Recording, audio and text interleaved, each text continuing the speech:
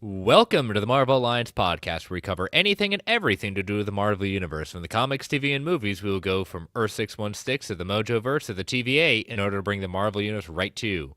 I'm the man without fear, Chris. And I'm the nerd with the mouth, David. Alliance, assemble. Assemble. Volume 255. And, David, you have returned at the turn of I the tide. I have returned, and I just realized that I have not been in this office, my office, in 3 weeks. Because 2 weeks ago I was Yep. doing it remote from getting prepared to go visit a friend's wedding. So Yeah. yeah, You have not been in your humble abode, so. I have not been in my home. I have not even been in the country last week. He So fled to Canada, everyone, and he still came back. I went to Niagara Falls. Well, first I went to Buffalo, and as I've stated before, I'm based out of Kansas City, so I'm a huge Chiefs fan. So going to Buffalo was kind of enemy territory for me. But I went to Buffalo for a bit, and then went saw Niagara Falls. Went over to Canada. Just had a good spring break away from life and civilization. But I'm back and got some Daredevil and Muse on the menu. How about you? It's been a week. I'm still here. I'm ready for the weekend. I hate to be that simple about it, but that's where I'm at right now. I'm here. I'm happy to talk about Daredevil. I'm very happy that the week is over and just been long. Just been a long week. I'm tired. Yeah. Kind of tired. So, but yeah, we're gonna definitely get your thoughts on the two episodes that you missed at that point before we get into the episode proper. Yeah, we've got episode 7 to talk about, and we have some news out of CinemaCon from, wait for it, Sony actually giving us news. Some things some things are slightly exciting, other things are just like, okay, at least we're moving the needle a little bit on this Yeah. one and getting there's somewhat proof of life on a project. So, but let us do the lovely network plugs. We are part of the Geek Ultimate Alliance network with 7 shows covering the wide range of geek and nerdom. To see the full schedule, check out the show notes below and subscribe to the Geek Ultimate Alliance network. And so you can know when all the shows drop. We also have a Patreon that if you throw a couple of shekels our way, we want to thank our patrons. We can't do this without your support. We've got 2 tiers. Our dollar tier is our tip jar to say, hey, you think we're doing a good job? And then we've got our $5 tier with ad-free episodes, early access episodes, and Patreon exclusive shows, including our show, We Can Watch This All Day, the Marvel Alliance Infinity Saga rewatch. Brent and I covered the Infinity Saga, reviewed all the 24 movies in that saga, and then we did the Tales from the House of X, where we looked at our favorite movies from the Fox era of X-Men. DC Alliance has their DC films through the years. Joe just dropped a new episode of his Disney Dives on Patreon, where he's looking at every animated project in chronological order, and it was Robin Hood. I'm about halfway through it. Really interesting stuff. I actually do remember and enjoying that movie. So he drops us the 1st and the 15th of every month. We got a lot of back content out there. So if you're not a member of our Patreon, go to www.patreon.com/GUA network so you get all that lovely content. But if you cannot join us on Patreon, we understand. If you could take 30 to 90 seconds to rate, review us on Apple Podcasts, Spotify, Amazon Music, wherever you get your podcasts, we greatly appreciate it. And last, but certainly not least, we want to thank our official sponsor, OrganicPriceBooks.com, for omnibus hardcover collected edition needs. JP and the crew at OPB have got it going on with excellent customer service, immaculate packaging, ships around the world. As we showed off last week, we got some great new omnis there. We've got New Avengers by Brian Michael Bendis, the 2nd volume of his saga of that. We've got, let's see what other omnis. We got some epic collections from Fantastic Four. We've got a new printing of Original Sin. We've got some new X-Men omnis. We've got X-Men by Jerry Duggan. Some pretty cool covers with that. He took over after the Hickman era. We got She-Hulk by Rainbow Rowell in omnibus format.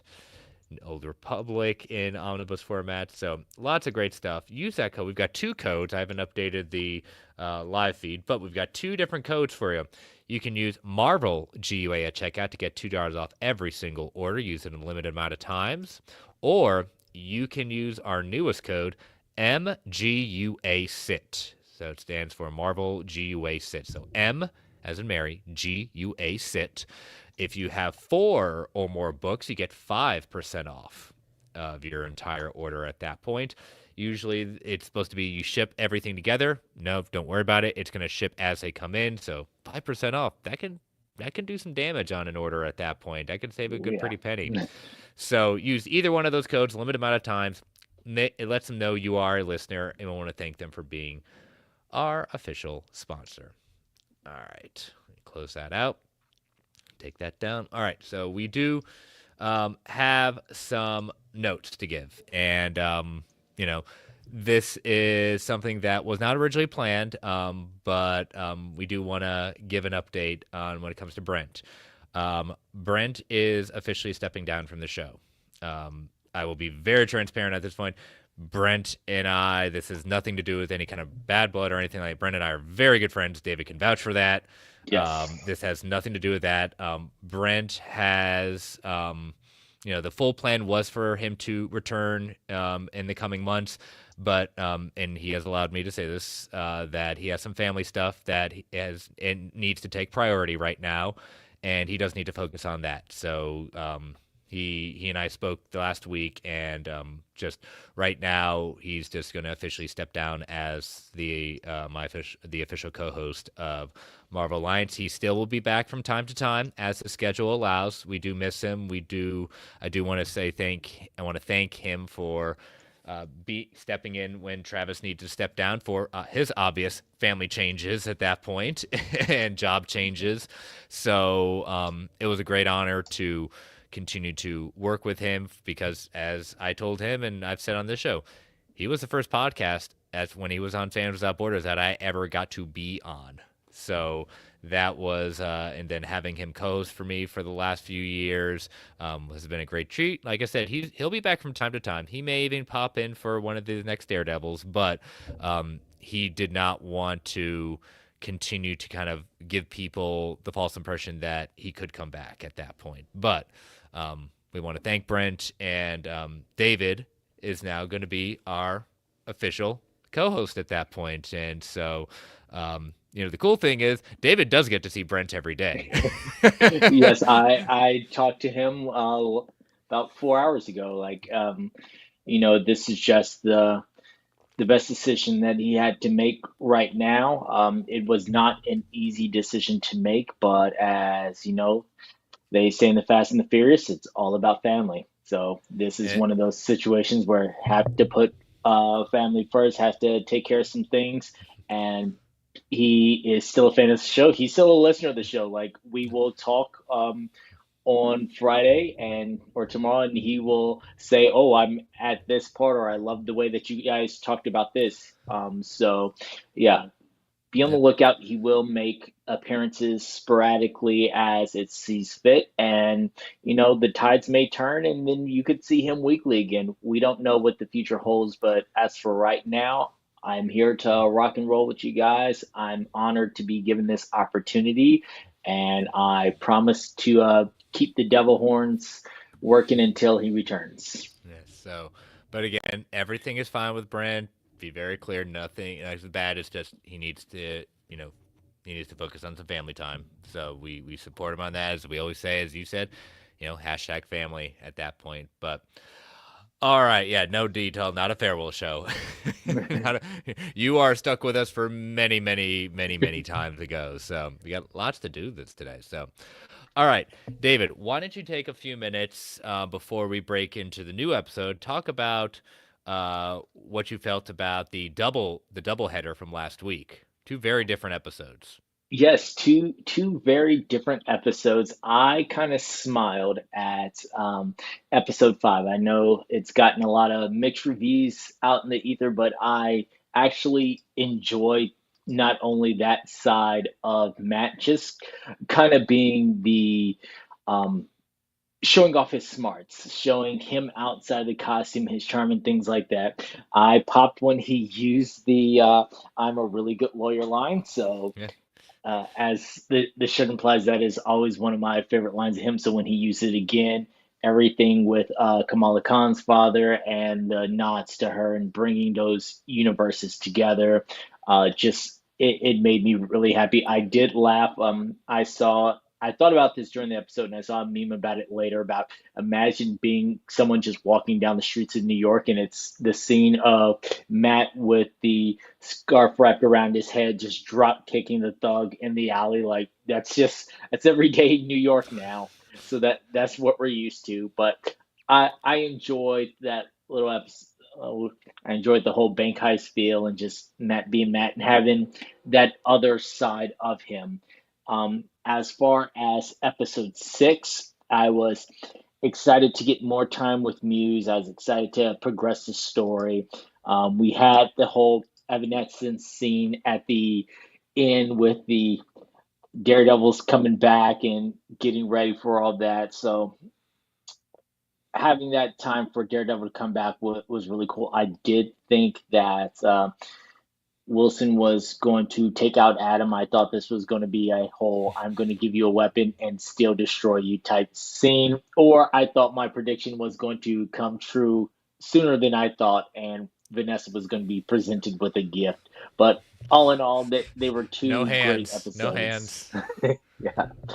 So I thoroughly enjoyed them, and um, I've been enjoying this series as a whole so far. I would not say that either of those episodes are in my top three, but they were good episodes. Oh, good. Well, yeah, also want to thank Travis for yet again stepping in for the for David at that point. Want to make sure to thank him, and also thank my co-host on the OPB Buyer's Guide. Um, for joining me at that point, Jake. So it was a great honor to have him join us at that point after he's saying, "So when am I going to get the invite?" I said, "You can just ask." He kept on trying to put this idea. I said, "You're keeping me from the show." I said, "No, you just haven't asked." Yeah. So we want to thank Jake and Travis at that point for joining me last week. So, but yeah. So all right, we got those thoughts out there. Let us give some non-spoiler thoughts for episode 7, Art for Art's Sake. What did you feel about seventh episode? We're getting ready to land the plane. 2 episodes left. What do you think? Is this the peak? Is this the mid? Is this the worst of the show?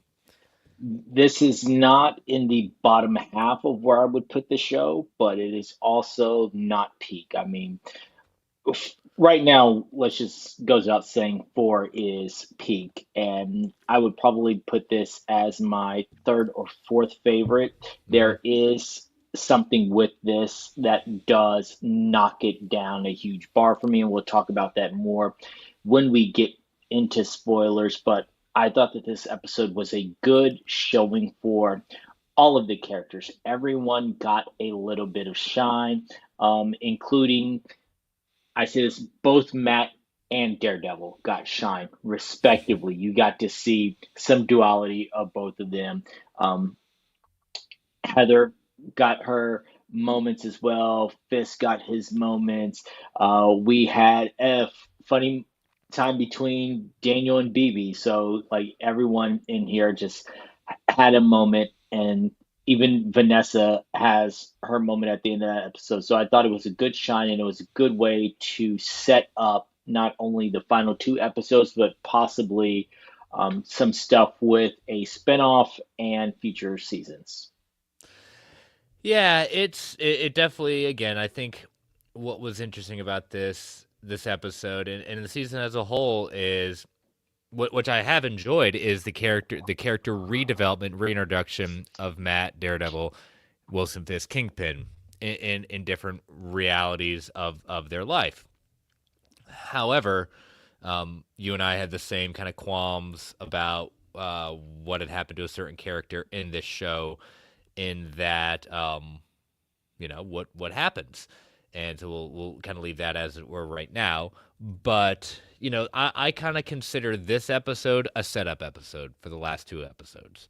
We're setting the board up, and it definitely. I know some people said the last episode was disjointed. Um, I just think that this episode, I think, continues a little bit of the disjointedness. I think this is just right now. This is mid-level for me for this episode. Um, and from what we understand, this is the last episode of the original kind of plan for it. Like this is it. Episodes 8 and 9 were completely redone. This is under the new auspices. There is no old material. This was put on record. In the last week, that 8 and 9 were redone completely, kind of like how episode 1 was a completely new episode at that point. So, lots writing on these last two, and if this leads us to a landing of the plane, setting up for a more consistent second season, I still think there's time. I don't think this is ever going to be looked at as the peak of what Netflix was. But again, as we said, I'm not necessarily trying to be an apologist for what this is. It's just, I've said it before. This was never going to be exactly what Daredevil Netflix was needed, and I don't need that. I need to understand, like, if I don't want the same stuff, but I want enough there with some new ideas to bring in to see if it like it. Again, if you don't like it, that's fine. That's you flip the channel, go back to what you wanted to watch, and you know.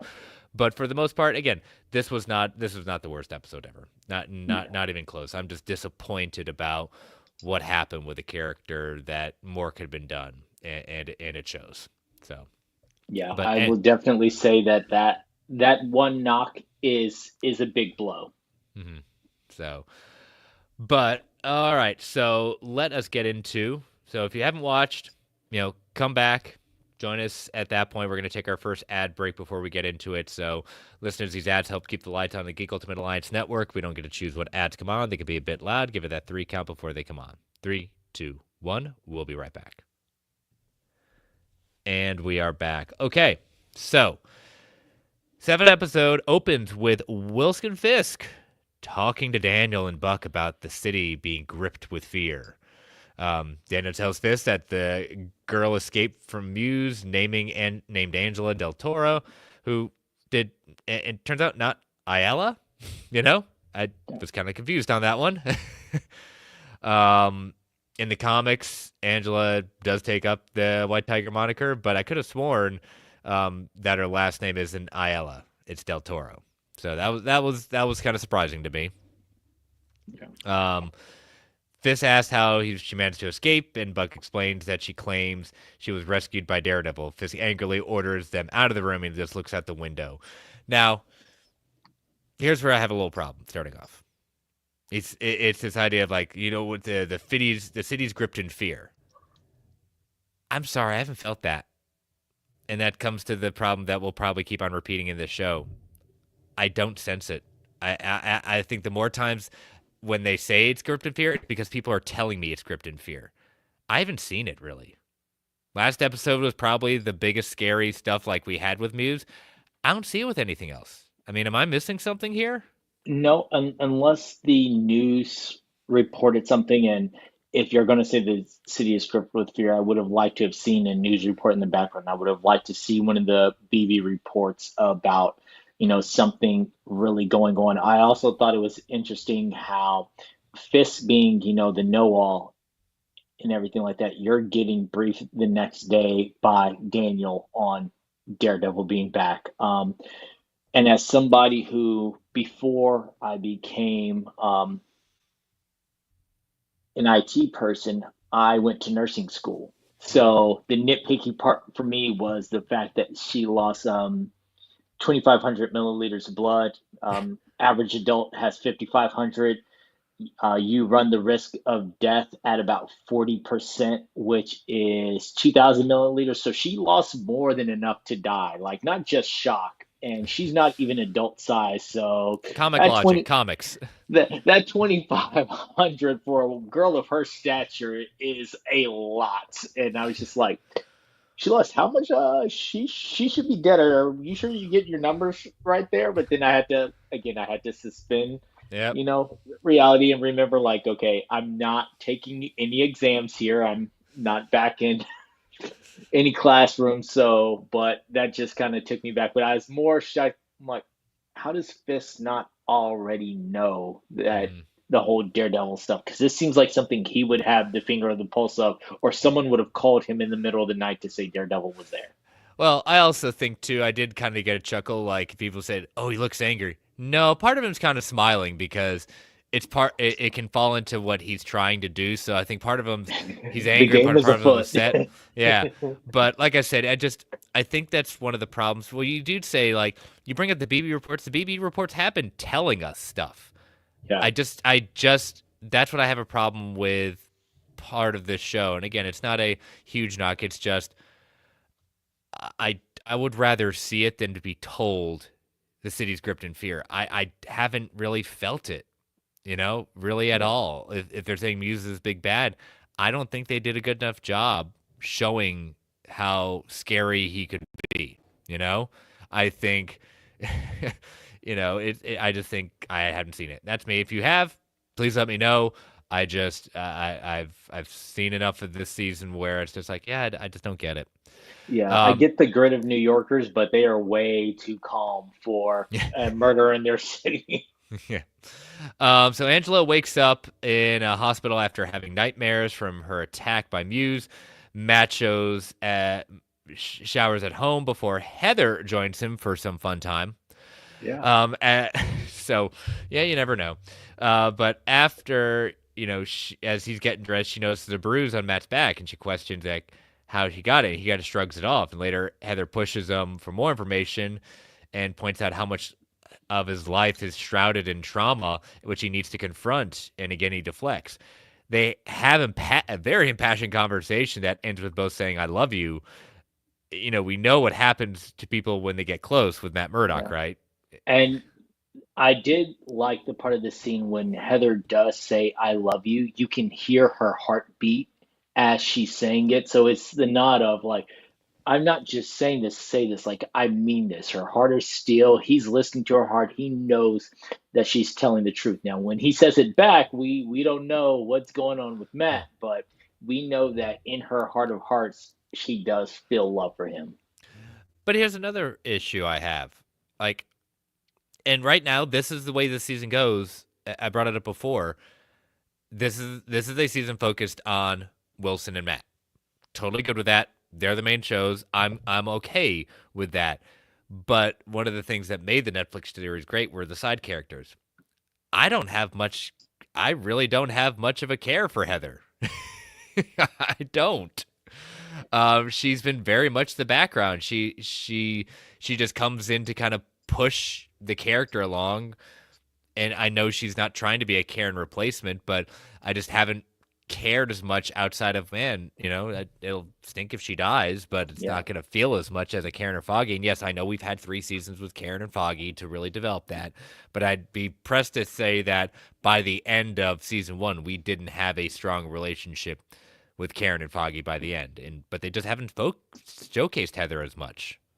Yeah. And then her mention of Karen when, Matt is talking about Foggy and she goes, and Karen, like that Yeah. only drove home the fact that you're not Karen. Mhm. It's like, thank you for bringing that to my attention. I know it was meant in a way of, hey, acknowledge your past, deal with your trauma. But to me, it Yeah. only reminded me, like, I don't care about you like I did these other characters. Yeah, and again, it's a choice with the way the show did what they did, but yeah, it's just been something that, especially as we get into where where we meet Muse in his human form, as it were, like we saw the character. Well, I'm gonna pause on that one before we get there. So, but I will say this: in the comics, Matt is awful to Heather. You know what Matt did to Heather? He ruined her career, and wouldn't show to have any other distractions in her, so that she wouldn't have any distractions in her life. Like Matt purposely sabotaged her career, no, so she wouldn't have any distractions in her life, and have no choice but to marry him. However, she would eventually, as people now say, unalive herself. Yeah. So, in that way, Matt's an awful person. um, but obviously, a very different character. I was reading about that. I was like, "Jeez, that's terrible." Silver Age, Daredevil there. Um, But not so much in this one. Now in his office, Matt's let's keep on tearing down Matt at this point for hiding secrets. Matt is immediately confronted by Cherry, who says, "I'm not helping you." And Kirsten tries to get Matt's attention. He's like, "Nope, sorry, I got to meet with Cherry first." And Cherry's just angry with him for suiting up, going after Muse. And Matt asks him to do some more digging so he can go after him again. And Cherry's like, "No, I'm not doing this. You want to destroy your life? You're on your own." And then Matt says, well, remember when I used to help you out and did, what happened with that? And Cherry just leaves and And he said it with that smirk that yeah, just sent Cherry over the top, like, don't you don't have a one up on me right now. Like, and that was the impression that Matt was giving, like, wait a minute now, you forget, like he was trying to play the role of you should do this because remember how you guys needed me when I was a vigilante, and mhm, I that set Cherry off.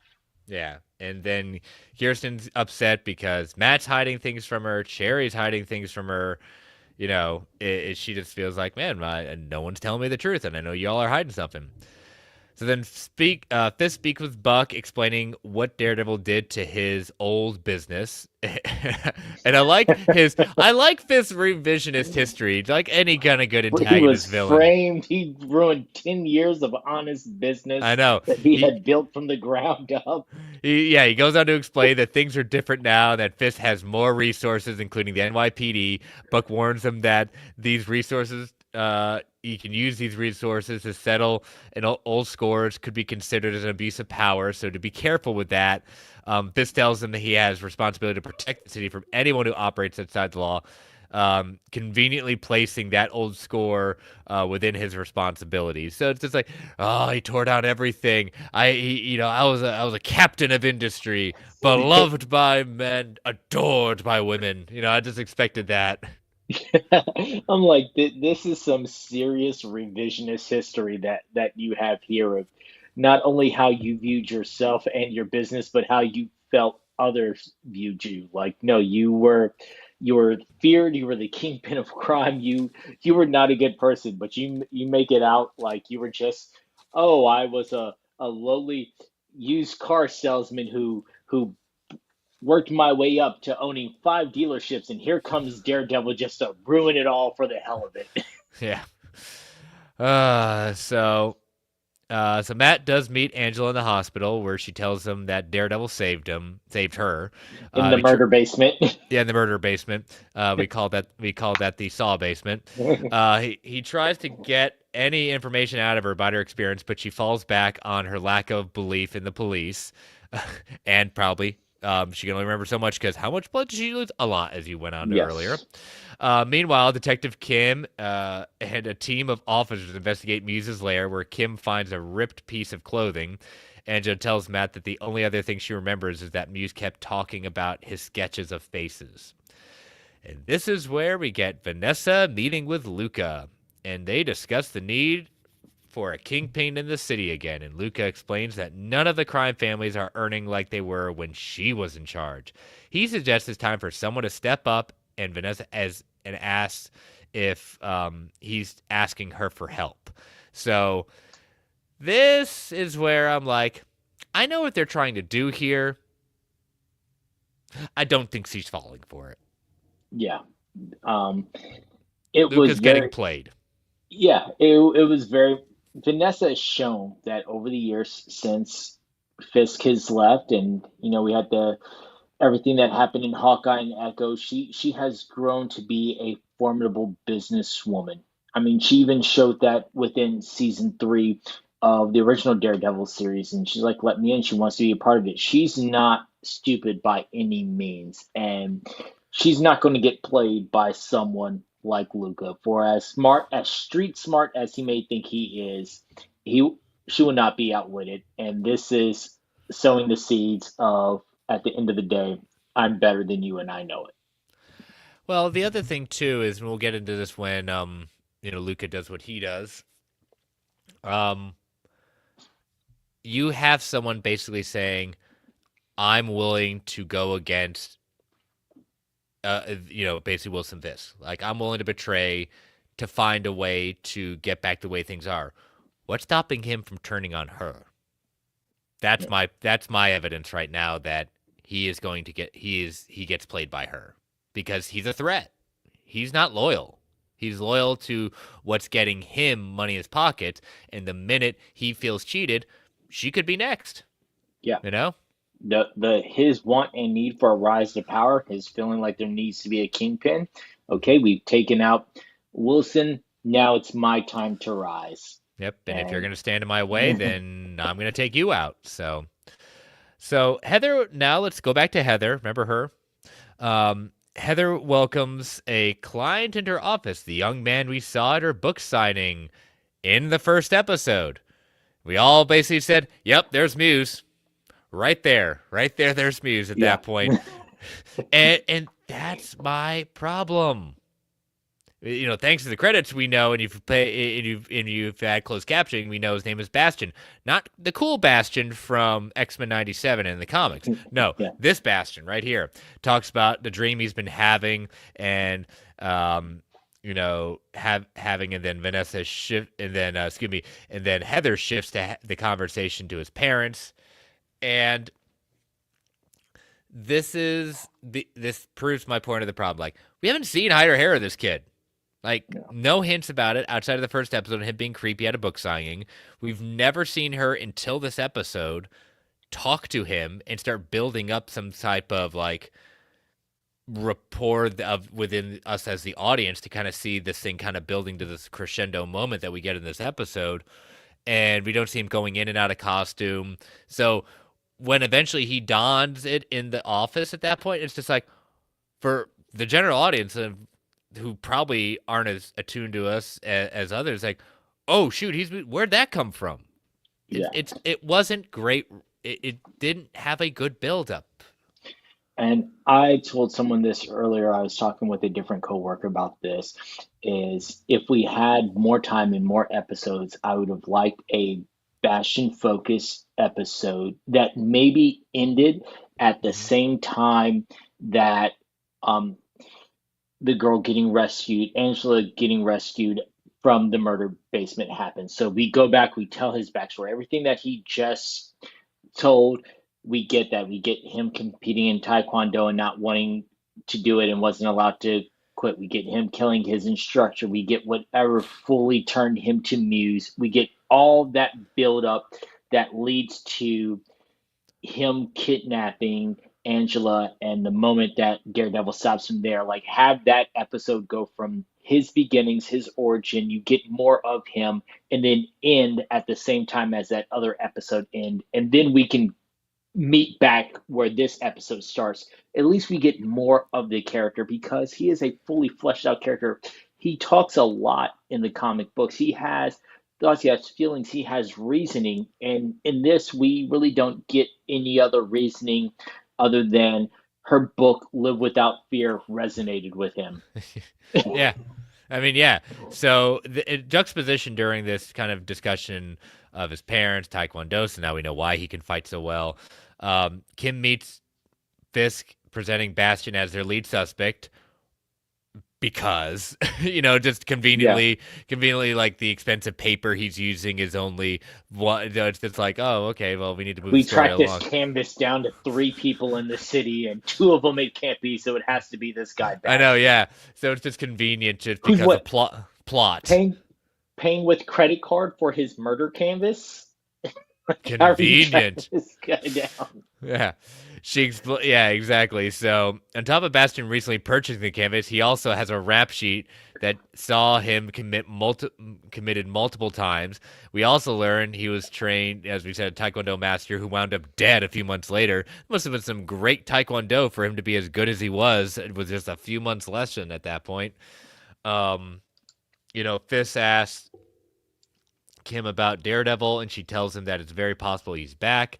He thanks her and lets her know that he will be taking over the case from here. The mayor is taking over the case from here, which kind of says, okay. So Heather offers Bastion a tissue, but instead wipes the blood out of his finger and begins to draw with it. He draws Muse in his own blood, and that's when Heather asks about the drawing, and he tells her she already knows what it is. And Heather starts to cry, because she's scared. And Bastion appears concerned, rushing to her side, and she asks again, and Bastion says the drawing is his true self. And Heather makes a run for the door, but Bastion slams her against the wall for a chance. And there's another one saying, like, kind of like the cop when Matt faced him down and think, "How are you not dead?" Yeah, like that was a full on just slam. Like she took a lot of damage to keep going throughout this entire thing. Yeah, it's just like, ooh, that's gonna leave a mark. Definitely a concussion. So, Kirsten confronts Jerry about his frequent secret meetings with Matt. She says she fully trusts the two of them, but she does not feel that that trust is being returned. Anyways, it's Yeah, just like, well, I don't care. cool story, bro. We don't care enough about you. Like, Exactly. We didn't we just say this? Didn't we just say this 5 minutes earlier? At that point, we don't yeah, need another scene to say this. We get it. I still don't care. Um, and so Daredevil goes into Muse's lair. As the police leave, he feels several sketches of faces before coming across one that looks like Heather, or excuse me, feels like Heather. yeah. Now this one did kind of subvert me because when he was feeling it, if you look at the painting, Yep. her eyes have kind of crossed out bullseyes on them. I thought she was going to get the blind spot treatment. So Yeah, if I you've been know. following Yeah. along with us in the Charles Soule run, you'll know exactly what the blind spot treatment is. But I thought that this was his way of signaling what he was going to do to her, and I was awaiting for that moment to happen. Yep. So who shows up? Officer Powell shows up, walks in, calls out for Daredevil to stop, but he hits him with his billy club. Oh, so good. And knocking him unconscious. But then when Powell wakes up, he calls Fisk, letting him know Daredevil was there, and that facial recognition tech identified the sketch as Heather Glenn. This orders Powell to take his task force to the office immediately. And then Heather wakes up by some miracle of comic and science, with her hands tied in her office. So you got some hand action there, not the right ones. Yeah. Bastion is now in full Muse gear, sits in front of her, and Heather pleads with him not to hurt her, but Muse cuts her arm to begin drawing with her blood. And he hears sirens outside and becomes very distracted, and Muse picks up a gun and starts to lay out a large canvas on the floor. Heather tries to fight back, but Muse slams her again on the floor. She's still awake and begins to choke her when this is, something cool with this whole thing is Daredevil crashes in. We don't get this too much in a Daredevil show, a daylight fight sequence. Yeah. I mean, I'm so Brent will probably text me. Travis will text me when they listen to this at that point. Maybe was there any kind of day fight with Daredevil? Because one does. If it is, it's not sticking out to me. I honestly cannot think of anyone with him in Daredevil costume. Yeah, Now, in the Mad fighting. Defenders, Yeah, yes, in the Defenders, Matt has fought in the daylight a couple of times when they went to the tower when they first all met up. That was during the daytime. So there have been some Matt daytime fighting, but I cannot recount a yeah, time when Daredevil was in the daylight. yeah. So I mean, even in this season, he's fought in the daylight, but wearing his the scarf that, Yeah. as Jessica Jones says, you look like a moron or look like an idiot. Someone could say, well, he's technically being Daredevil. I'm full on, like you said, full on Daredevil costume. But I'm not to criticize that. I'm just saying you don't get too many sequences at all like that. I remember just distinctly in I want to say it was in Batman No Man's Land that Batman distinctly called out when the heroes were out in the daylight. And he said, "We're in the daylight. We need to move. Yeah. We aren't supposed to be seen in the daylight." But man, this was a very cool close quarter fight between the two. Yeah, Um, they went at it, and this is probably my favorite fight of this season is okay, because they went at it. Now, I'm always soft for the episode one, the hallway fight and things like that, but just the close quarters, the choreography of this, the back and forth with this, the fact that the thing that is the knock for me on the hallway scene is they relied a little bit too much on CGI at times where this just felt like two dudes going at it. Yeah. And the moment when Daredevil throws his club and it goes through Muse and he hits the ink back and starts painting the floor with Muse's blood, I'm like, all right, he's really feeling it. He's going to do whatever it takes to stop him at this point. Yeah, just when he launches that, I was not prepared for that. He launched his grappling hook through Muse, through his back, out his chest. I was like, ooh, that was Yes. we're definitely pushing that M rating tonight. Um, Muse lunges at him again, but and at Daredevil, but then bullets ring out. Shots ring out. Heather shoots him multiple times in the chest, killing him on sight. She falls to the floor, losing. Imagine this, lots of blood. And Daredevil rushes to her, calling out her name. So good job, Daredevil. Way to keep that secret identity out there. And then You've got a beard now, and you're calling out her name. All of these are clear signs for her to recognize who this is. Just reaching up and touching your beard and hearing your voice, you don't think that she's going to name it. In my notes for this episode, it literally goes Heather shoots Muse, WTF, bruh, and then Daredevil calls out her name in parentheses, dumb move. it's the Clark Kent thing. See, two DC references in the Marvel show. There we go, guys. You know, you can't. He wears glasses, wears a mask. I don't know. Yeah. And so the task force breaks into the office to find Muse dead. Heather lying unstable on the floor, thanks to Daredevil. Tourniquet in the wounds. And Detective North calls out that someone has stabilized the victim. Later, Fisk arrives at the scene, and North tells him that Daredevil was there.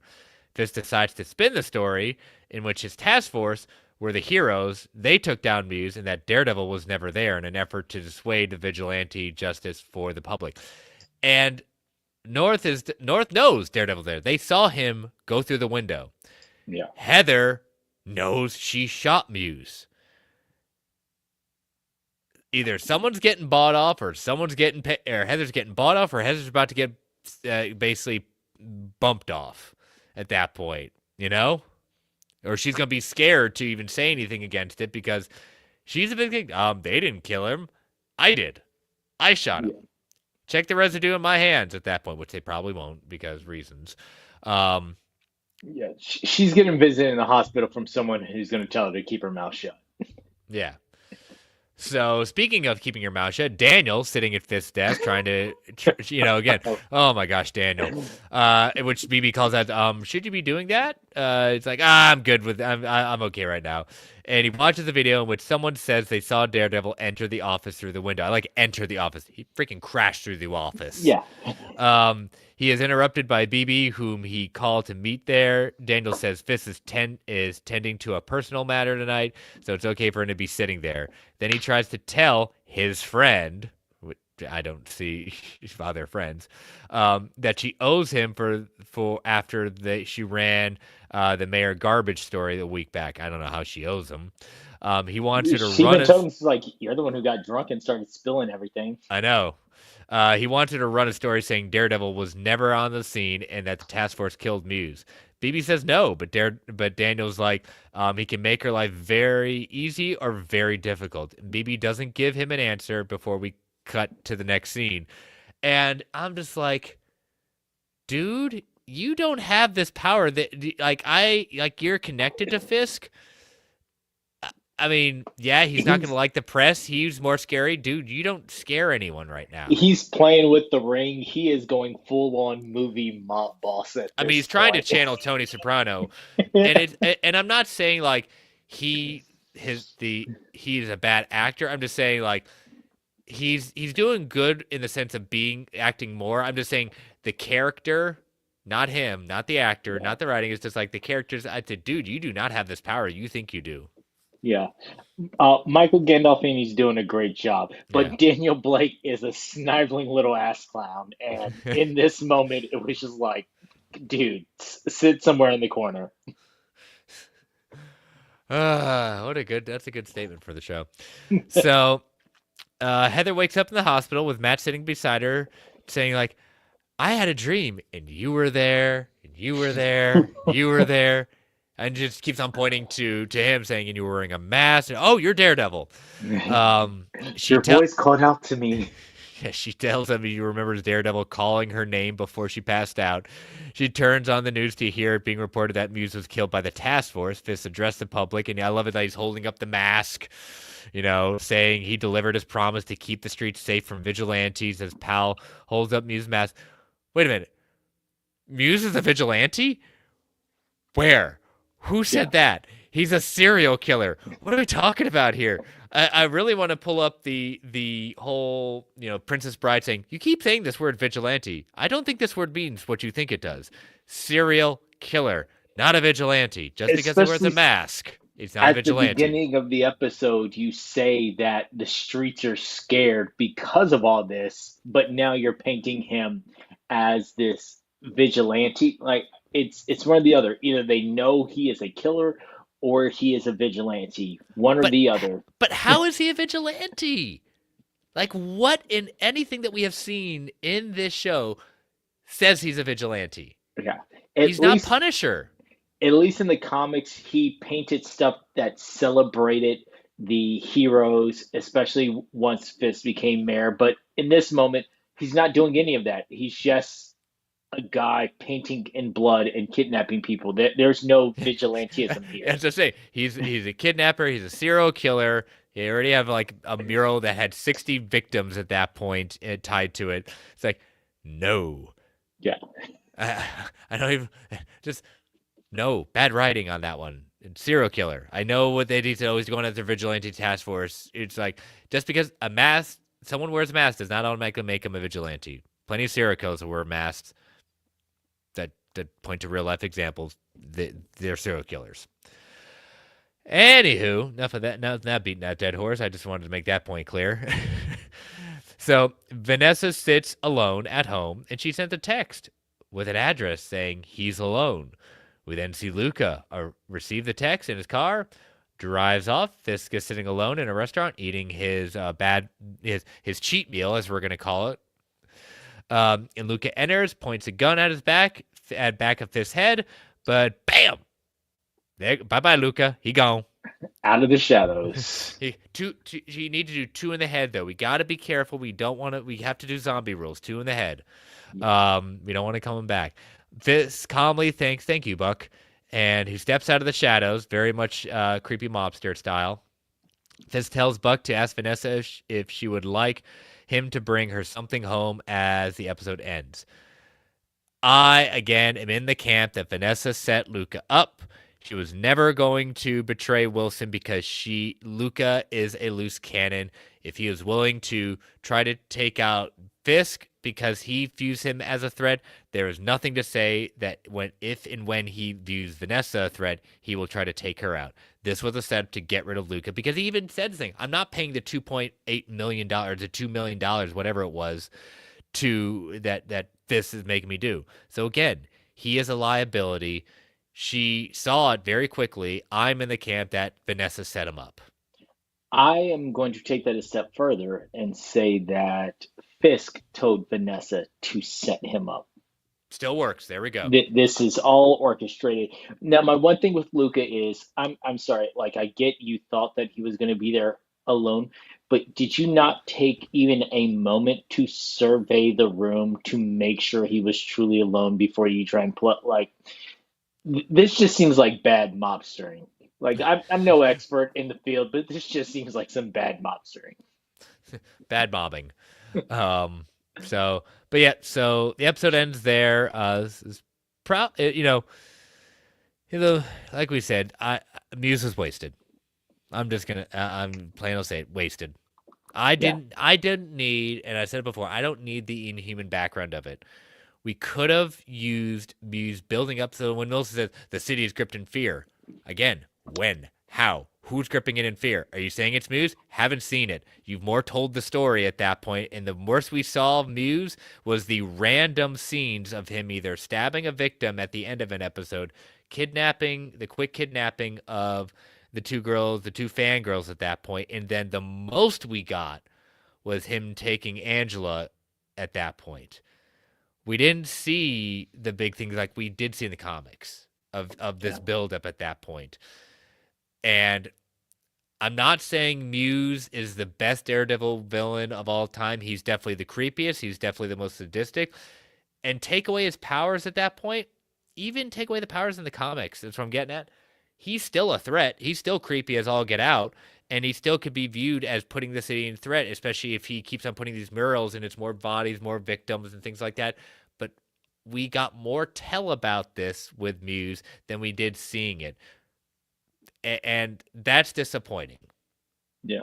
I would It's have an definitely liked to have hear more of him about his art and, you know, his motivations. It was a wasted character, and that is the biggest part that gives this a knock for me. Had I had more Muse in it, if I hadn't felt like he was wasted, had this episode still ended the way it did, I would have been okay with it. But the fact that we did not get any deepness to this big bad character, and then this is how he goes out, took it down a big chunk for me.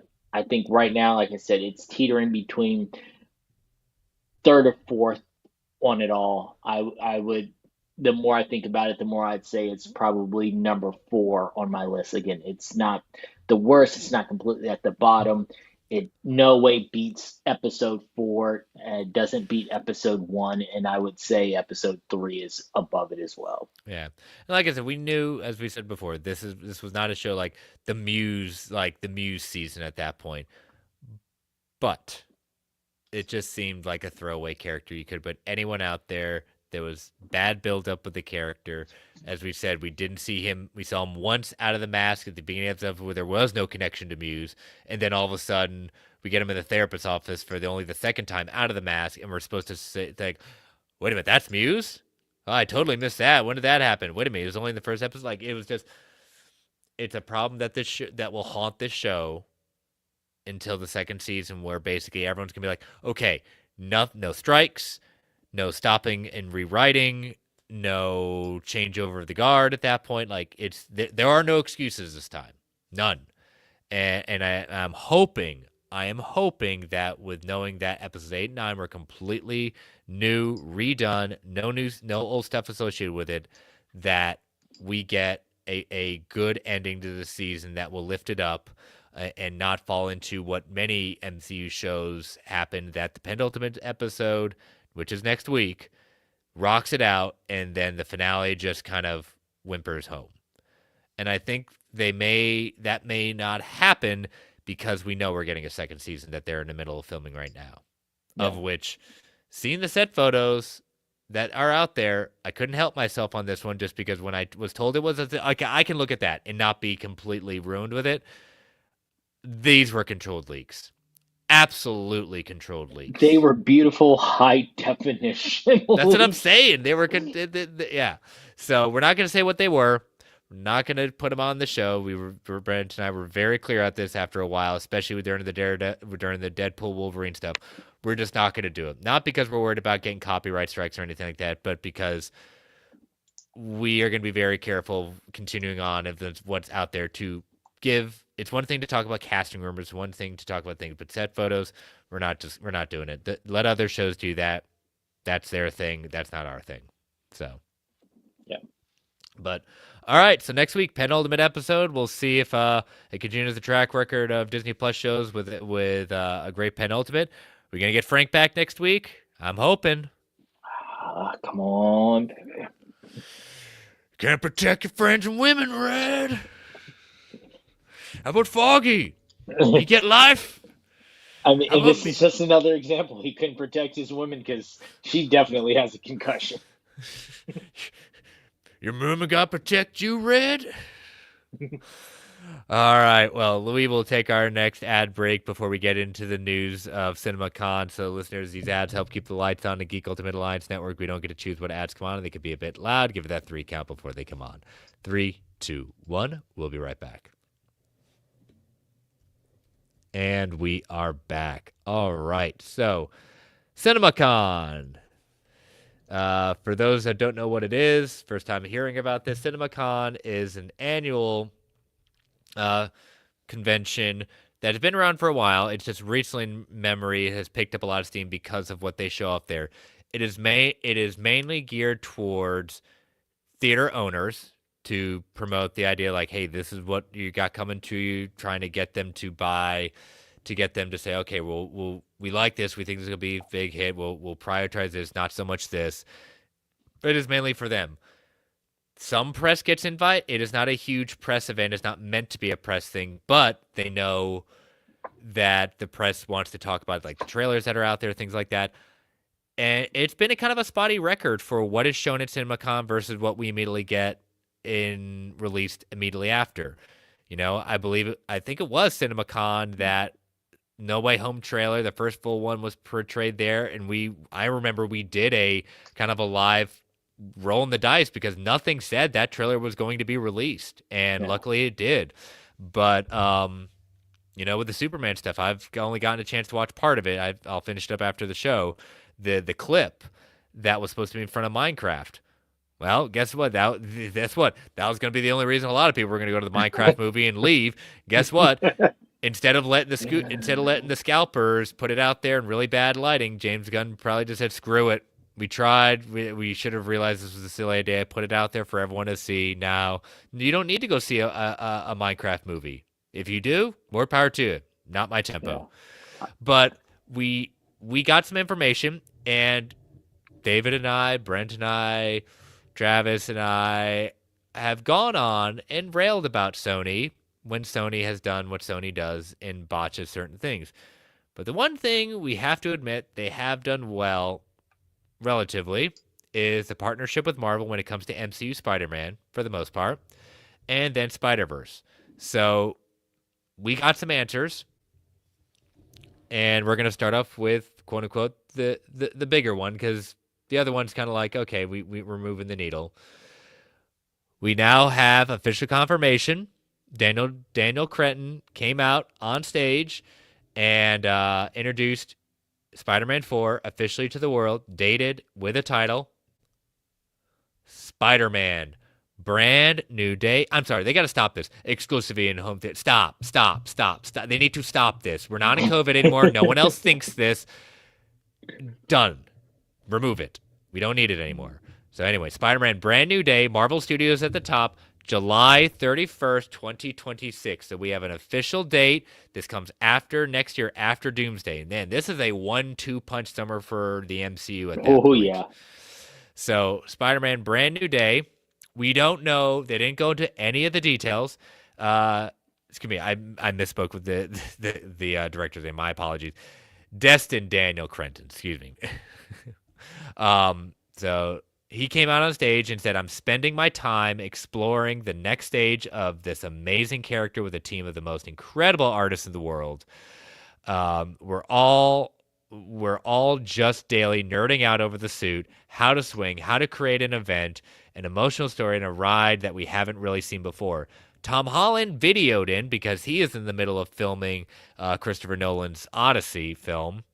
He said, I am so sorry I can't be there with you. I'm halfway around the world shooting a movie. I know we left you with a massive cliffhanger at the end, No Way Home. So Spider-Man Brand New Day is a fresh start. It is exactly that. That is all I can say. And we didn't get any footage. They haven't even started anything in production. We just got this. And now the madness continues. People are just like, I think we were talking in the chat saying, I'm just done with Spider-Man rumors. No, we're just going to get even more crazy at this point. So let me put this down off the screen. Spider-Man Brand New Day. David. I would ask Brent the same thing. I already know his opinion. You're going to stand in for both of them. How do you feel You about this title? you were told my response. So I was actually on an airplane when this news broke. I was having a travel day. Brent texted me and he said, I know you probably can't see anything right now, so I'm texting this to you because he knew I had text alerts on. And he told me the title, and I responded back and said that, oh wow, this is what they picked. I kind of want to jump out of the plane. I am not. To which he responded and said he wants to buy a plane ticket just so he can jump out of a plane. Um, I am not a fan Holy of. hyperbole, Batman. That's 3 DC references in one Marvel show. Keeping count. Bingo card, guys. Bingo card. I'm not a fan of the Brand New Day storyline, but the the tagline going with that as the title, I understand it with the fallout of the last movie. It does make sense for that aspect of it. There's just some things with the book itself that just it is a PTSD moment for me as a Spider-Man fan. That it's just not a moment in Spidey time that I want to relive.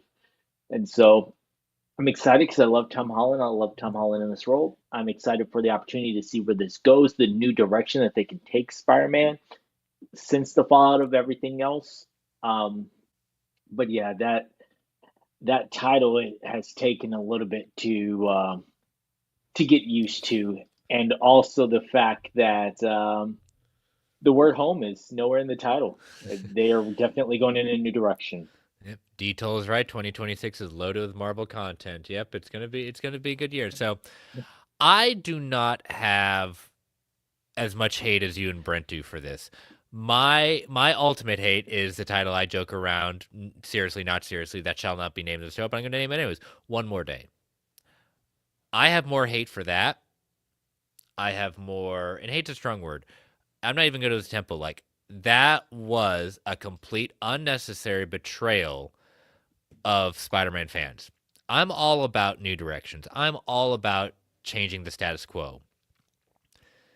That was not necessary to move Spider-Man in a new direction. It just the removal of the marriage, the deal with Mephisto just felt like a big slap in the face for so much of that that was not necessary to save Aunt May's life. Like yeah, ugh. I mean, so much bad that J. Michael Straczynski has been very much on record saying that wasn't his choice. That was a Joe Quesada thing. Yeah. You know? And Joe Quesada knows how hated that was and things like that. It has stuck. I mean, it has. I'm more impressed that they didn't try to fix it at this point. They still aren't together. Um, it's just Brand New Day. Yes, I did have a lot of dislike for it in the beginning just because of where it was coming from, and I just didn't like that we were doing this to Peter Parker. That felt completely unnecessary for what it was. It gave us back some characters, and I think if what I did like from it was, a reintroduction of Harry Osborn. You know, we got Harry back. If I'm not mistaken, am I? Yes. Yeah. Yep. But what I really liked, we got a new villain. We got Mr. Negative out of this. There's a couple of storylines that come from Brand New Day that lead to, and I know it's not like under the Brand New Day auspices, but like the Gauntlet came out of Brand New Day or right after Brand New Day. We got Anti Venom coming out of it. Like what led to some great, there were some good things that come a little bit later after Brand New Day. I think, and I understand that yours and Brent's hate for it just because of like what preceded it, and I think that's where more of your hate for it comes from versus the idea of the whole concept. Yeah, it's the totality of it. It's Yeah. not just the single part. It is definitely the totality of it. So again, not telling you get over it. I'm just saying that like I said, I do not have as much hate as you both do, but as you both said, you're still gonna see it. You're still gonna go forward with it at that point. Speculation at this point. We got 2026. He, we if rumors are to be believed, Sadie Sink's going to be involved in this. We still have no idea about her character. We don't know if I this have is. I might have an idea now since this is what they're going with, but we shall see.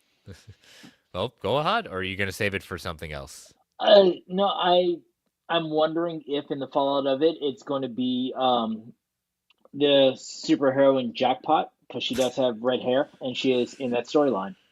Oh, Jackpot, the movie that Sony could never did. Um, going on to that point, it's like we don't know if this is street level. We don't know if this is multiversal. We know it comes we know it comes after Doomsday, but we also people say, "Oh, well, Holland's not in this Doomsday." It's like we don't know that for sure. We just know he wasn't named in this initial casting. He may not be named in the next official drop of casting. He may be the surprise cameo that happens at some point. Just because we do not hear the name Tom Holland does not necessarily mean he is not in Avengers Doomsday. I'm just putting it out there. So until we see the movie and until we see him not in it, yeah, then we can officially say, yep, Tom Holland was not in that movie. Um, he's gonna be very busy. You know, they haven't even started quote unquote filming Doomsday yet. They are in production. They have not started filming yet. And we will probably not get a. I will be I will be very curious to see if we even get a trailer by the end of this year. I could see us getting our first trailer, much like Deadpool and Wolverine, at the Super Bowl next year. I would agree. So that maybe that was a unintentional fact or fiction. um so yeah, so I'm excited. You know, we got a title, we got a date, we know where it did, and that's probably a date that's going to stick because we've been hearing a lot of rumors that they want that Spider-Man movie coming in between Doomsday and Secret Wars. So, but the next thing we got was, remember a little movie called Spider-Man Beyond the Spider-Verse? You know, when that was supposed to come out? A year ago, Yep. almost to the day. Yep. So we've been wondering what's going on. We've had the lead actor of who plays the voice of Miles putting his foot in his mouth and keep on doing it. Go on. Just look at the stories. Look at the responses. I'm going to be very curious on that press tour. I'm not saying time heals all wounds, but it's going to get interesting at that point. I would not be surprised if, depending on if this sticks to its projected release Yep. timetable, that is not during football season. So I would not be surprised if Josh Allen is sitting in the corner of every single Say it. press tour. Go on. Just Say it. Be creepy to my wife. Be creepy now. Come on. like go ahead, say it. I know you want to say it. Just go ahead and say it. So I'm not saying Haley can't defend herself. She's fine, but you know, I still love it saying, yeah, we got the AFCs, we got the Bills, and then the Bills' three sons. So Spider-Man Beyond the Spider-Verse is still coming. Described as a massive finale, features an entirely new animation style, which we got some the CinemaCon people got some full motion preview of. We got some release stuff officially out there. Picks up immediately after the second film, which we all kind of figured. Bigger and bolder than the previous two films, the entire team is working on new animation techniques, hopefully under better conditions, because that whole article, I think it was put out by Vice, like shortly after the movie came out, that was damning. It is now scheduled to hit theaters June 4th, 2027. I can't remember, did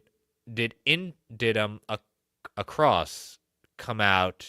That's the second one. I always get the two confused, Across and Into. The second movie, did that come out in May or June?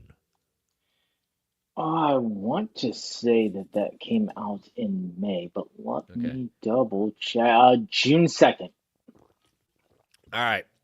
So, Yes, because I was out of town and its official. So its official release date was June 2nd. I saw it on June 1st because I remember going out of town for an event that started on the 31st, and I still made sure I popped over to the movie theater to make sure that I saw it, even though I was out of town. gotcha. So, I remember buying those tickets when I was coming back from Mexico because they had just dropped on my way back. So I said, well, I'm getting my best seat at that point. I'm not waiting around for this. And there's a lot riding on this. I don't think the fervor for it is going to die down. I just think it's unfortunate that it's taken this long to get it. But again, I'm hoping the treatment of the animators is going to be better. So, so that's the kind of CinemaCon news. We know Marvel had a panel with Disney tonight, but from everything David shared with me since I was kind of in and out of it today, um, Not much we either didn't know or not much even really to talk about. So, but Marvel doesn't do much with CinemaCon anyways because they've already put out some stuff. So I think officially now we've got confirmed that Feige says we're not done with the cast reveals for Doomsday, which Hollywood Reporter we already talked about. So, but all right, so let us get into some feedback, fact or fiction. So we actually had questions. I've been trying to do better about asking questions on Twitter, Blue Sky, Threads. I've even, hey, for the first time I remembered, do better about it, posting the live stuff on all those that as well, so people can check it out and pay attention. But we have all these questions coming from actually Threads this week. So, David, what do we got with that? I'm gonna pull Fact or Fiction so we have those ready to go. All right, so first question from J.K. Green. Was it ever explained as to why Kingpin is not in prison? At the end of season three, we saw him going back. Do you think they just retconned that for the new show?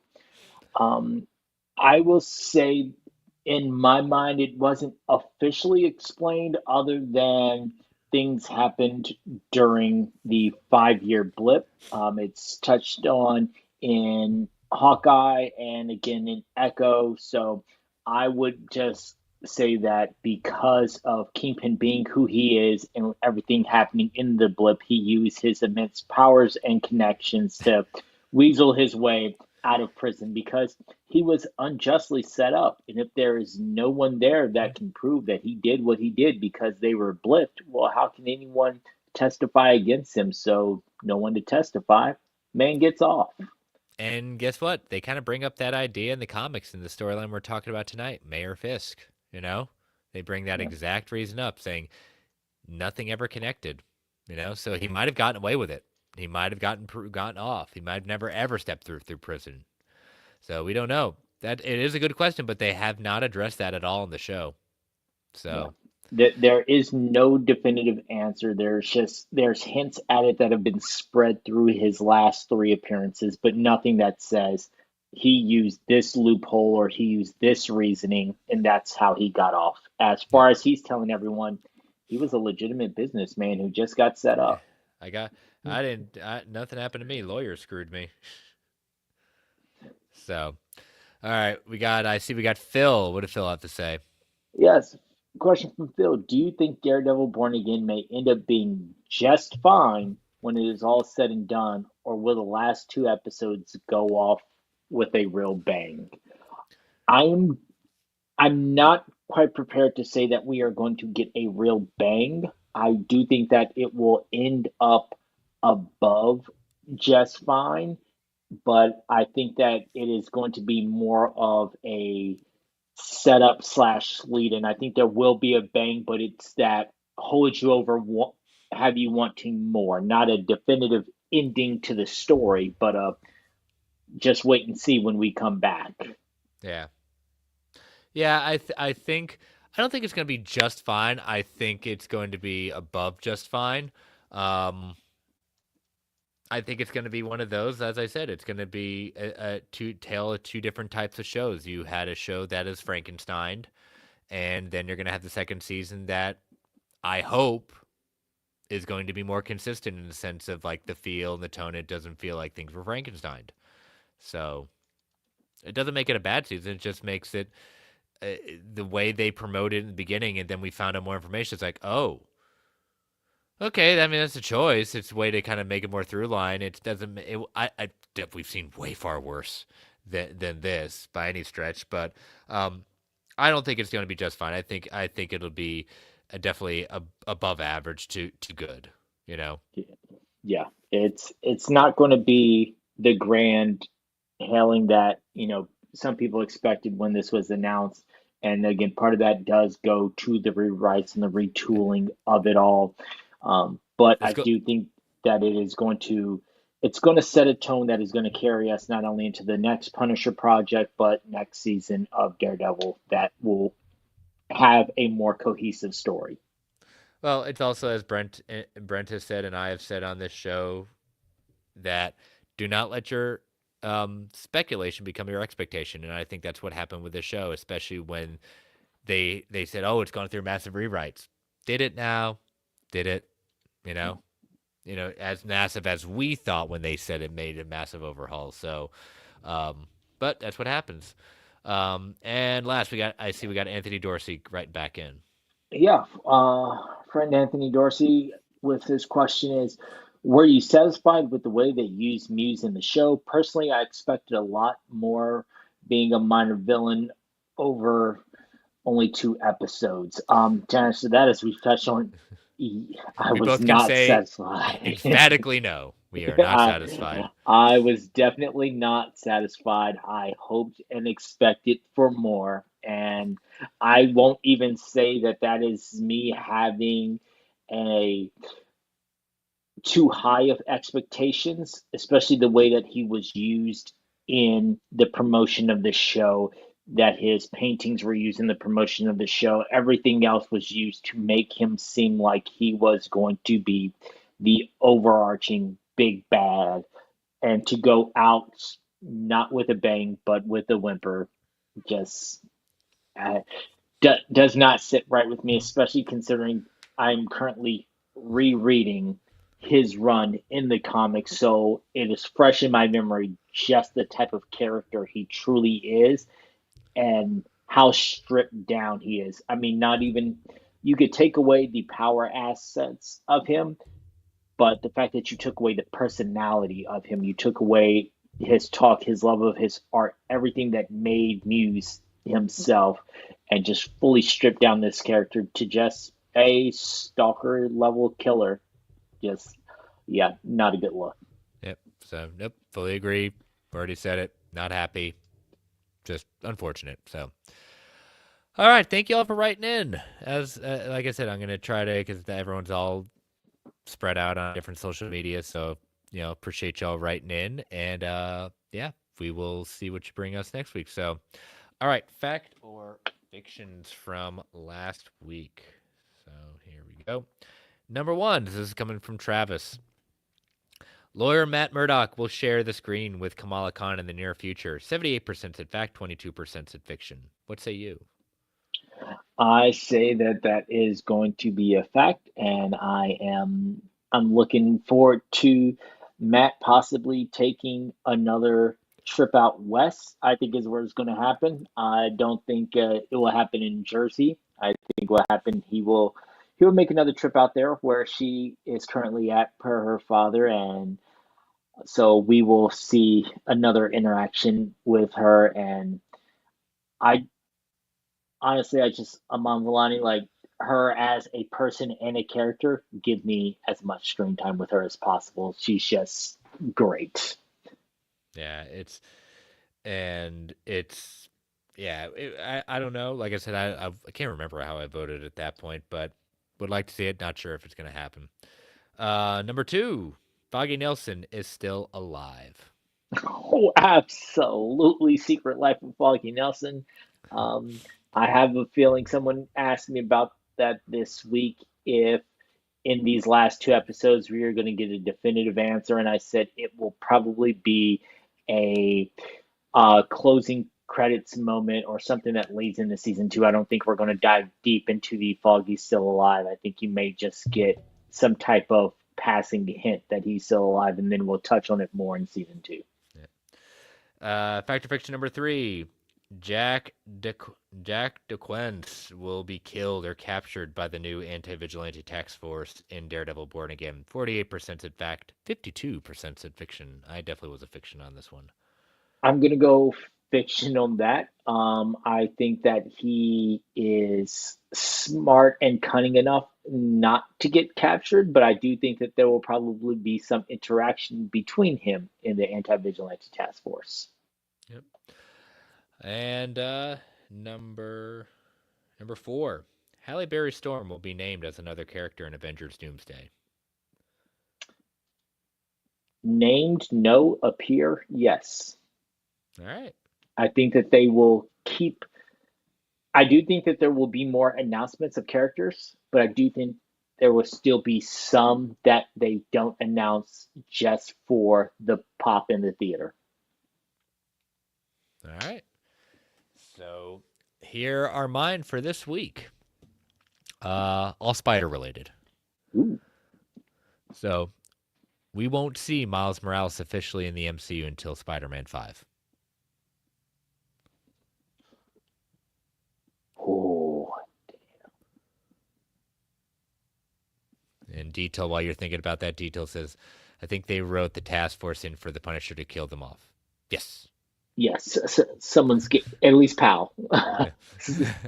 um, I'm going to go fact on that. Yeah. I'm going to go fact on that. I think that they will wait until after this trilogy of Into the Spider-Verse is wrapped up, and I think they will let Spider-Man have his next movie in their new direction before introducing him.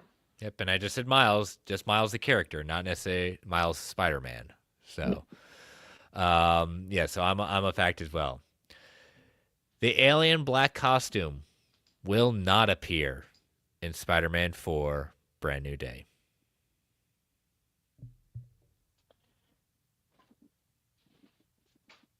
I will go fact on that. Um, I do not think that they will do it before Secret Wars. I also don't think with the Venom saga wrapping up so recently that they would jump right back into using a black costume. Yeah. So I think that they will wait and bring that back. If they do it in Secret Wars, they can find a way to do it there, but I don't think they would come out the gate and go right back into the costume. Yeah. I'm a fact on this one because a couple of things. One, I'll say this. I won't be I won't totally poo poo it if it's in it. I'll be disappointed because what to your point, we just went through 3 Venom movies, like them or hate them. I've said it before. We've said it before. Those movies made box office. You can't deny what the movies made at that point. Yes, of diminishing returns, but it still made much more money than a number of films that people thought should have made more money. Um, but I think to establish this brand new day, establish what was happened at the end of No Way Home into what brand new day is. Again, we're just speculating right now.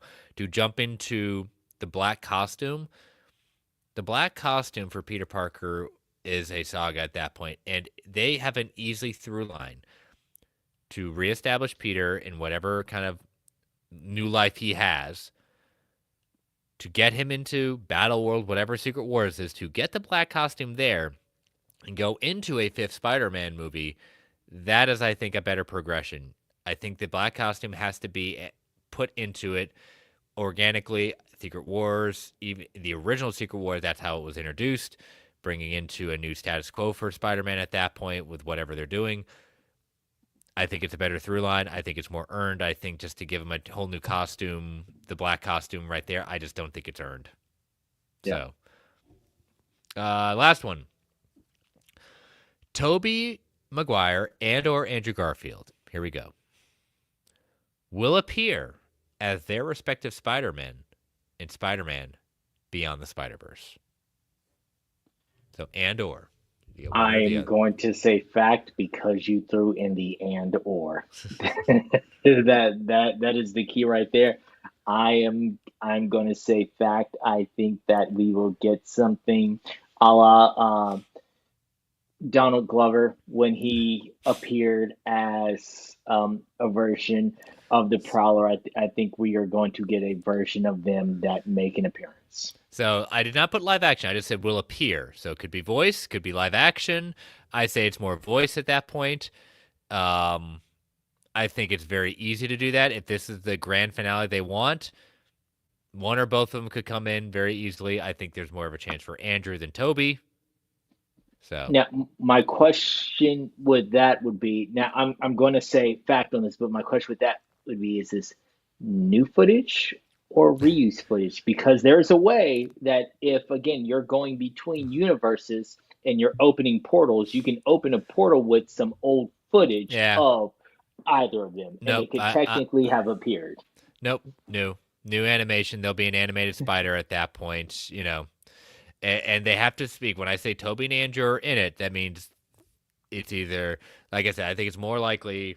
I think it'd be a huge coup if they do a Donald Glover kind of thing with live action being put in there. I'm not betting on that. I'm thinking it's going to be a small speaking part of one or both of them in their animated forms that we know can clearly tell that those are their costumes. So, because we got the friendly neighborhood and we've got the amazing Spider-Man. So, but all right, I will put those out there on Sunday afternoon. Let your voices be heard with that. And let us get into Daredevil 595 to 600, the story arc, Mayor Fisk. Um, I'm going to say it right now, David. This is by far the best arc of Soul's Run. I would definitely agree. From a writing standpoint, from an introspective standpoint, it is top tier of his run. And like we said, we're gonna kind of we're not gonna go issue by issue. We're just gonna talk about the arc as a whole.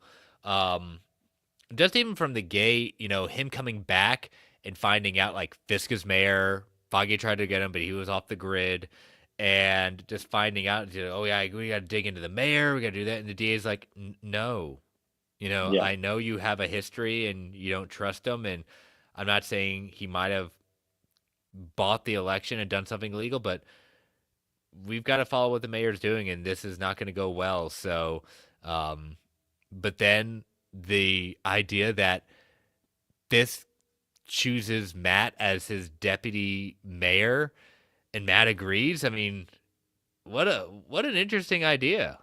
yeah, and this shows the smarts of Wilson Fisk. I mean, we've had a lot of his brute strength and him just being the kingpin, but this is the chess piece part of it.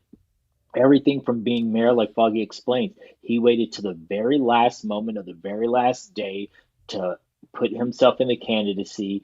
People were so focused on everything else, no one took him serious, and all he did was talk about the reasons why he was the perfect person to clean up New York, how he's loved New York, he's been the poor, the rich, everything else. Like he appealed to every single base, and he won his way in. And then the moments of Matt having to deal with the fact that, okay, my greatest enemy is here, and then, all right, well, I'm gonna make you deputy mayor, and all these little moments where Kingpin is just playing him the entire time. He sets him up. When they capture Matt, they bring him to his office, and Matt busts out the window.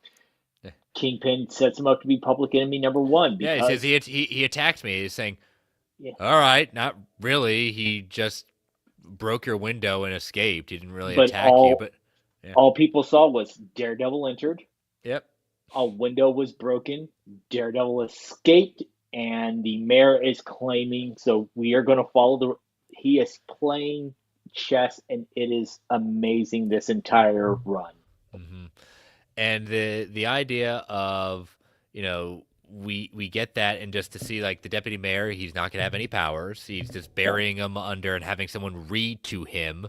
Like Fist is not doing anything. Now remember, Wilson Fisk at this point does not remember anymore that Matt and Daredevil are the same person.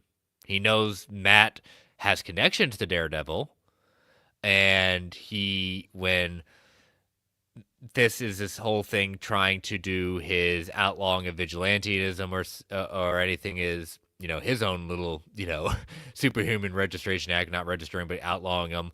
He's like, it's basically going in conflict with the case that Matt just won to get them, and that's the reason he's doing it, to get him off the table, to not turn people against him, against Fist, and put him down. um and he realized, in Matt, and Phil puts him in his place a number of times, saying, "You continue to do this, I'm not only gonna fire you, I'm gonna you won't be able to work enter, and I'm gonna go after you." yeah, I'm going to railroad you. I'm going to throw every superhero that you are friends with, and because right now he just thinks you are associated with and you have friends. He's like, no, I'm going to come after you. I'm going to make sure all your superhero friends are arrested. I will destroy your life. These are your options. You either be my deputy mayor and sit here and read these briefs and be my figurehead that I need you to be, or I will take you down. legally. Yep. So Daredevil Matt's had enough. And, Muse enters the scene, like Muse somehow escapes the Inhuman prison, Just decides he's got another art He's project, like, so he's gonna. I'm done, re-enter Blind Spot. We're seeing that, and he takes Matt to task because he does it a couple of times when Matt says, "I promise you, do this." Probably says, Don't make "Don't make promises. promises, man. We've been down this road. You can't keep them." Yeah, And I've seen exactly that. And Blind Spot faces down Muse at one point and is able to stand toe to toe with him, and Muse basically kills himself. yeah. And I was not a fan of what preceded this with Blind Spot in the arc where they were in China. Just Yeah. Oh yeah. Yeah. it, it was a lot, but the aftermath of that and the way that Blind Spot continues to talk to him like, I'm going to help you because it's the right thing to do. It's what I need. But I'm also going to check you and be like, hey, stop making, you can't keep these promises. You have failed at your promises. Or, hey, this is a dumb move. I'll help you if you need it. I'll be there when you need me to. But I just want you to know, like, I, I still feel a certain type of way about you. Yeah. And Matt has then linked up with his street level heroes because he says, I'm going to find a way to link Fist because in the background he knows and he's overheard Fist trying to consolidate the families and putting mobsters or quote unquote anti heroes in charge of major departments. And he wants to link him to Fisk. And he says, this is how we're going to do it. They got set up. They went to this bar where basically the as we say, the bar with no name, and Yeah. Fist doesn't show up, and it becomes a huge fight that the cops break up and arrest the heroes, some of them, if not enough of them. They get Daredevil, everyone but Daredevil. And first thing out of Kingpin's mouth is, "You got Spider-Man? Who is he?" Like, well, he webbed up his mask and we can't get it off. he's like, oh Because yeah, that'll dissipate in a while, but like, you arrest him? Who is he? Tell me you took the mask off. But yeah, they yeah, get Luke Cage, they get Shang-Chi, they get Jessica Jones on the they get Moon Knight on the flip side of it. They get Felicia Hardy. They get Tombstone. They get Owsley. They get Diamondback. Like, it's a whole big thing. And once again, this is playing chess out here and yep, swoops everybody up. yep. Daredevil tries to face him down before the big speech. He doesn't win. He gets arrested and finds out that during the speech, then Wilson's attacked by none other than the Hand. He literally is arrowed. Basically, looks like he's on his deathbed, and then as Daredevil's arrested, he's overhearing like the bookworm guy that keeps on reading to him, and he says, "I need to find Matt Murdock." He said, "Why?" And, we got Daredevil in the back. He said, "Well, the mayor's been injured. We've." He's like, "Okay, we get a I can't remember what they call it, like the goodwill person or whatever it is, the public advocate, whatever they want to call it." And the guy says, "No, the last mayor changed that, and Mayor Fisk hadn't changed that because remember all these hidden. It's like, oh, you're just doing it so that way." You can take down the mayor and then you can be the mayor. And he's like, no, that's not how it works. He said that 2 or 3 times in this Yeah, arc. the line of succession. They keep talking about the line of. He's like, He's like, I can't be. I'm not a publicly elected figure. That's not the way this works. Like, it can only be a certain person, but then it turns out, all right, it can't be because the regulations were never changed. It's supposed to be the public advocate is Yep, there supposed we to go. fall Public into advocate. it, and they're like, nope, last guy changed it. It's never been changed back, and here we go. The deputy mayor is now the mayor. And that is Matt Murdock, but Matt Murdock is arrested as Daredevil, and so that's where we kind of leave it on the cliffhanger. As we said before, this is his best arc right now. I'm not saying the other ones were bad. It was just like they just some reason this just put the stakes where it was. The writing was good. I thought the art was great. Yeah, this is that. So we've only actually got 2 more arcs left of Soul's run. So it's going to be kind of timely. We did a good job, even with the breaks that we had at that point. The breaks are going to line up with the end of this Born Again series. So more than likely, I will say this: we're probably going to take a short break from Comic Book Club after this. It's been a fun experiment. David and I will kind of reassess and see exactly if we want to. We said like this was going to be our first time doing arcs. We're probably our next one is going to be issue by issue. It's not going to be as long. We're going to give ourselves a little break, but probably we're going to take a little break from Comic Book Club to give ourselves a little bit of a rest at that point. Um, but we've only got 2 more arcs left. So I know I didn't see him in the chat tonight, but I know he'll be listening. At Fifth of Jack, hopefully you did your homework this week. And but we will see you all next week with that would be issues. Let me pull up my notes. That would be 601 to 605. 601 to 605. So the penultimate arc of this. So, all right. Well, we've got volume 255 in the books. And David, tell people how they can follow you. You can follow me on all socials at the Phantom. It's listed below. You are a fan of our Geekverse network. You can catch me on The Gimmick. That is our wrestling show.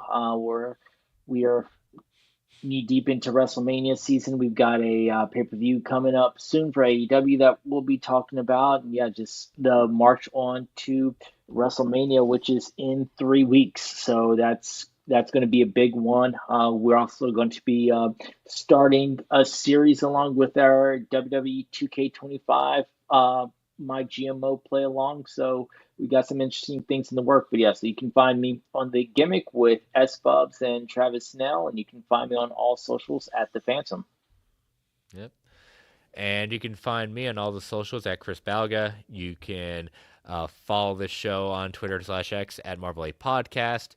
You can email the show at marvelapodcast@gmail.com. And you can follow the Geek Ultimate Alliance Network at GUA Pod Network. And you can feel free to tweet, email if you want to provide feedback, ask questions, and then we can answer the show. DMs are open across the board. Continue to rate and review the Marvel Alliance solo feed, GUA Network feed on Apple Podcasts, Spotify, Amazon Music, wherever you get your podcasts. We greatly appreciate it. And as always, we want to thank our official sponsor, OrganicPriceBooks.com. Use that code. Use either code. You can use Marvel GUA for $2 off every single order, or you can use our newest code. I've got to change that to make sure. MGUA SIT to get 5% off 4 or more books in a single order. And so we want to thank you all for listening. Thank you all for joining us live in the chat. And as Stan the Man would say, Excelsior, true believers. All right, David, what you got for post-credits discussion tonight? All right, post credits. Carrie Coon, who played Proxima Midnight, says exit Marvel after studios said we're not going to pay you any more money for Avengers Endgame, according to her husband. Now, I read the article and I read what he said. So her husband, actor and playwright Tracy Letts, said on the Big Picture podcast via People Magazine that money was the reason that she dropped Marvel. He says, and I quote, "I believe Marvel went to her for a second one and they asked her to be in the second one," Letts said on the podcast. And she said, "Well, the first one is the most successful movie ever made. Are you going to pay me any more money?" They said, "No, we're not going to pay you any more money." She said, "Wow, you're not going to pay me any more money? Then I don't think I'm going to do it." He continued, and they said, "Well, you should feel yourself fortunate to be part of the Marvel Universe." So she declined. "We would have made a bigger deal out of this, but it wouldn't have involved us watching the movies, and we weren't going to do that."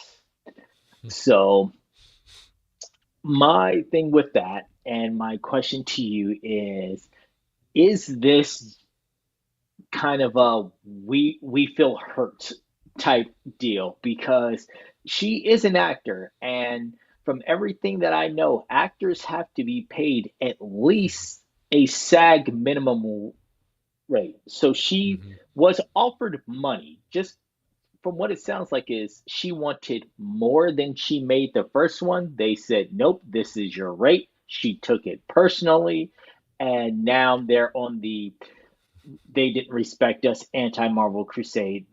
because even with the line of that would have involved us watching the movies and we just don't want to do that.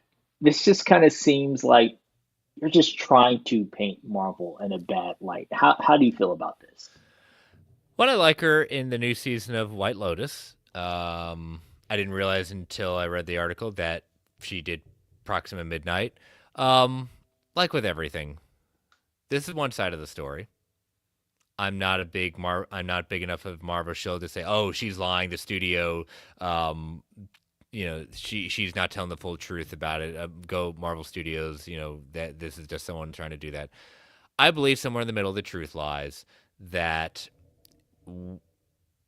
either and that's the problem with contracts. Sometimes when you write a contract, at that point, there might have been some sort of stipulation in there that said like this is it what you're getting if there end to be, which they knew at the time it was going to be a follow-up at that point, this is what it is, and she was within her right to do it, but whatever in the contract stated, I don't it's one of those things where I don't think a lawyer, and I don't think they'd have a leg to stand on if they just say, no, you're going to work for free. That's not how that works. Yeah. So something in that contract was written that stated it, and she was right to ask for more. They also had the right to refuse and say that, no, this is our agreed contract. We're not going to pay you any more. Right or wrong, I don't agree with necessarily that. I think that's a really shady way of doing things. So, like I said, I'm not defending Marvel. I'm just saying I'm not even playing devil's advocate. I'm saying this is how sometimes contracts work, and it was one of those where they gave her a bad deal and they weren't going to try to change it, and that's unfortunate. Was she going to be integral to the plot? I don't know. It didn't necessarily appear that um, any of his minions from the previous one ended up being really a factor too much in Endgame. Um, yeah, Other than reappearing with the new timeline version of Thanos, I can't see anything that would have been, we need this character in here. And that's probably what Marvel thought again. We don't know the contract, so it's hard to say with a definitive answer who's yes, who's no. If she signed a contract that optioned her for multiple movies, or if it was just a hey, we want to bring you and we want to bring you in at the rate that we had you before, and her saying no, I want more, and them saying, we don't think you're worth more. You should just be happy with this rate and to be happy to be part of Marvel. But the line about um, we would have to watch the movies and everything else, just it screams bitterness to me. And again, we don't know the full details of the contract, but I don't feel like her character was just so prolific that we needed that to be a thing. yeah. And like I said, I'm definitely not, and I don't think you are either, David, saying that she's not telling the full truth at that point. It's actors need to be paid.